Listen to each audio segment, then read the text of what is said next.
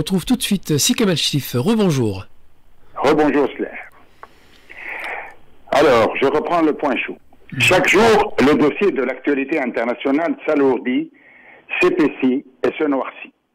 Le point chaud d'aujourd'hui met à nu les intentions et les positions des pays soumis au diktat d'Israël et qui, au-delà de la velléité mensongère de chercher l'apaisement, ne veulent ni peuvent raisonner Netanyahou, voire le condamner, au pire le contrer.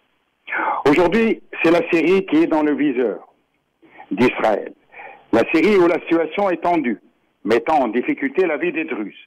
Un prétexte idéal pour Israël de voler soi-disant au secours des Druzes en s'attaquant à la Syrie dont il occupe déjà le Golan et en bombardant Damas, la capitale et les alentours du palais présidentiel. Ne tournons pas autour du pot. La défense de la communauté druze n'est pas la raison essentielle de l'intervention de l'armée israélienne. C'est tout simplement une carte de justification d'une opération militaire pour semer le chaos et pour appliquer un plan cyniquement prémédité de remodelage de la région. Voilà une décision inconsidérée et un enjeu dangereux derrière lesquels se cache la volonté d'Israël d'instaurer une zone démilitarisée à la frontière avec le Golan et d'entraver l'unité tant recherchée de la Syrie. Ce que dénonce le président syrien Ahmed Shara, décidé à défendre son territoire et son peuple par tous les moyens garantis par le droit international.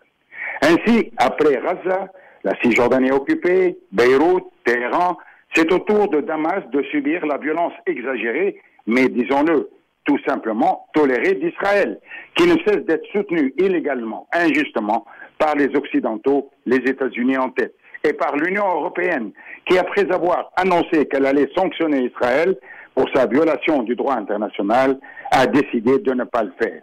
C'est la faillite morale, diplomatique, politique et juridique des pays membres de l'Union européenne, à l'exception de l'Espagne, dont il faut rendre hommage à l'audacieuse position de son Premier ministre. Cette position de l'Union européenne est un feu vert donné au génocide à Gaza, qui ne connaît ni répit ni repos, à son occupation illégale et à son système d'apartheid à l'encontre des Palestiniens. Où est l'humanisme des Européens? Disparu. Et c'est étonnant. On vit dans un monde que la force, l'égalité, l'injustice, l'hégémonie inondent.